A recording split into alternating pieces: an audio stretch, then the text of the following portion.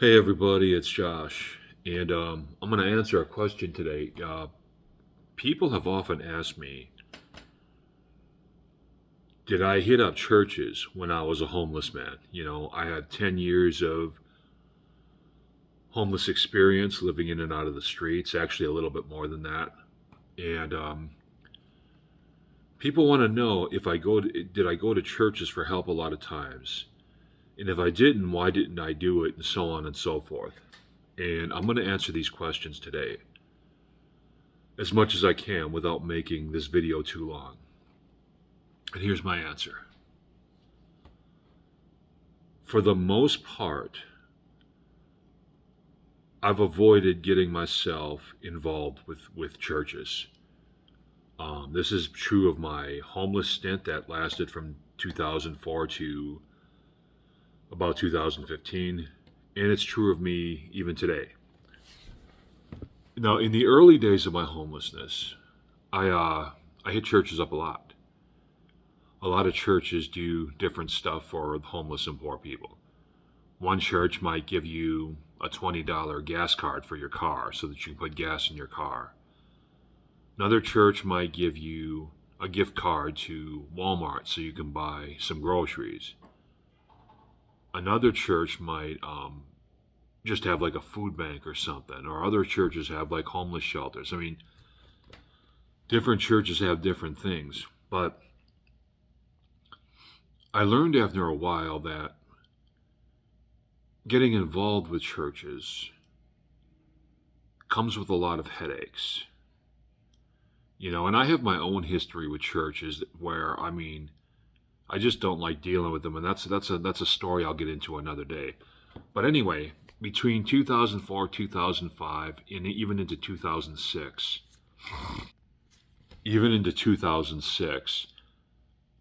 I was hitting up churches on a fairly regular basis.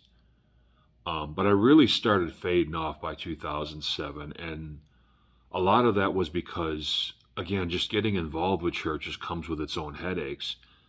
Now, a lot of churches will just give you some help and let you leave. But I got to the point where I just didn't even want to deal with like churches, right? So by the end of 2006, early 2007, I wasn't messing with churches. It'd have to be a real desperate situation for me to even consider messing with a church. And I didn't mess with the church again until I didn't get myself involved with church people again, excuse me, until 2010. And that would turn out to be a huge mistake, which is a story for another day. But uh, took a couple more years off from dealing with church people. But then in 2012, I got involved with another church, and that turned out to be another mistake, although not as big a mistake as the 2010 mistake. And then right before I got myself off the streets here in Ames, Iowa, I was starting to dab into attending church again. And that's because I was hanging out at this coffee shop, and I was meeting all these people that were from this big, huge, well, it's Cornerstone. I'll tell you what it is. I've mentioned them before. I was meeting all these people from Cornerstone because they used to hang out at this coffee shop that's like actually in my apartment complex. And so I attended Cornerstone a couple of times, but um, wasn't really impressed with like a lot of things. So, I just didn't mess with it too much. Um, I found to me most churches and especially most church leadership um, are fraudulent in a lot of ways. Now, I don't mean that they're all out for money or anything like that. I don't think most pastors really make a lot of money. But I find most of them to be, first of all, not as spiritually far along as they claim to be. Like for me, one thing I found out by sitting down and talking to a lot of these pastors and a lot of these church leaders is that most of them have lived very sheltered lives. And the more I talk to them, the more I realize that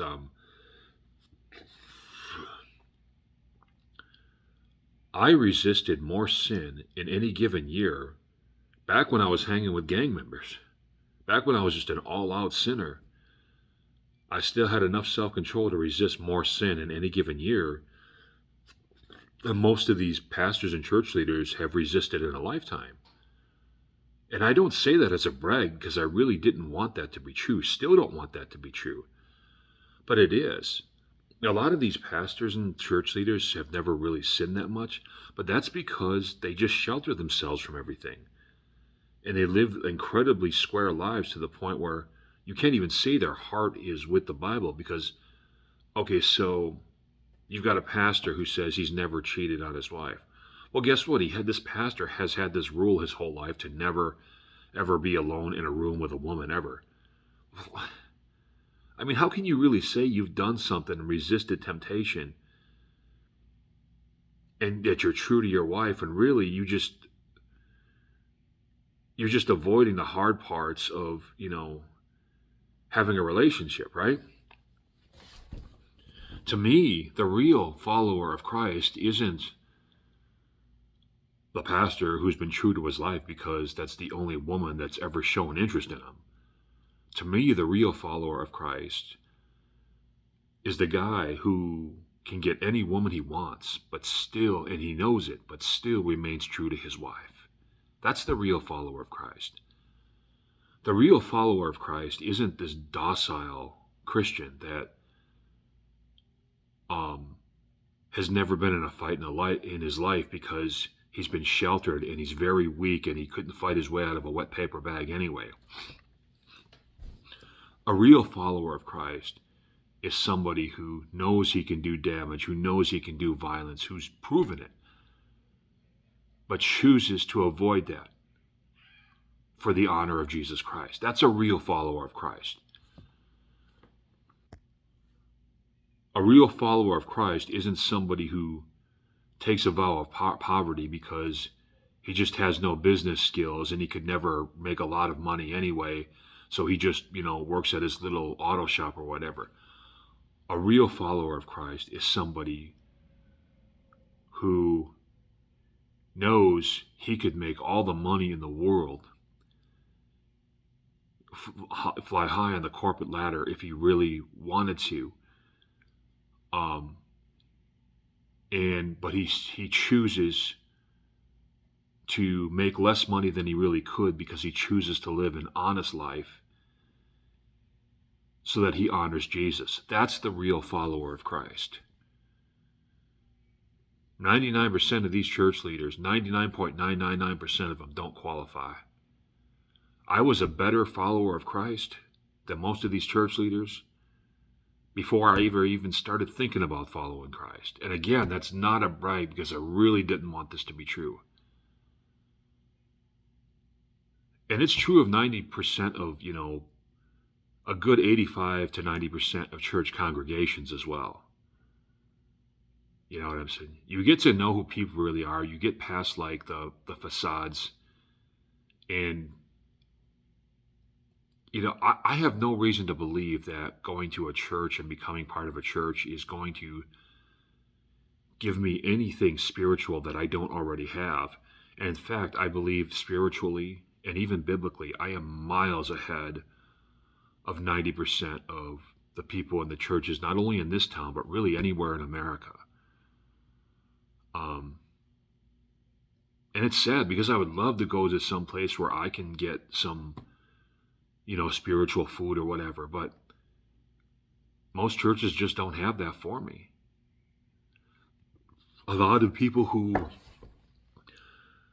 read the Bible and talk about the Bible and hold Bible studies are just talking. Now, there's a few wonderful exceptions, very wonderful exceptions. When you find those needles in the haystack, those are good gifts from God. Every church that has, say, 200 members has 3 or 4, maybe 5 or 6 people that are really about following Christ the way they say they're doing it. And these are not people that are prone to following the crowd or following whatever their church is going to do. A lot of these people you'll find they might attend a particular church, but they kind of keep their distance in a lot of ways from becoming too deeply immersed in it. Those are the best followers of Christ, those people, the ones that are kind of on the fringes like that.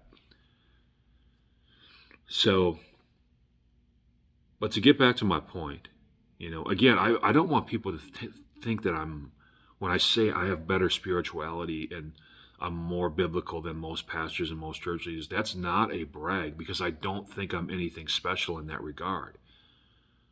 But I know the life I've lived, and I know the life that most of these pastors have lived, and most of these church leaders, and I know how they are when they're behind closed doors and all that. And so I already know that even with all the flaws I've got that you guys can see, I'm miles ahead of them. There's nothing they can really do for me. You know what I mean? So there's just no purpose in me joining a church. But back to what I was saying.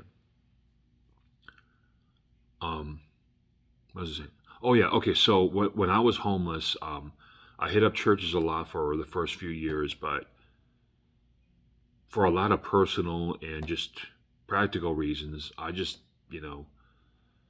stopped doing it. And every time I really immersed myself into a church, I ended up being very sorry that I did. So I just learned to leave churches alone. They do what they do. I'm no longer even angry at them. Let them do what they do.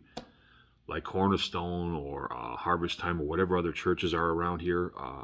Actually, it's not called Harvest Time. What is it called? Vineyard Harvest or whatever. Let them do what they do. I'm not mad at them, but I'm just not going to be part of their world. You see what I'm saying? So that's all for today, and I hope that answers you guys' question.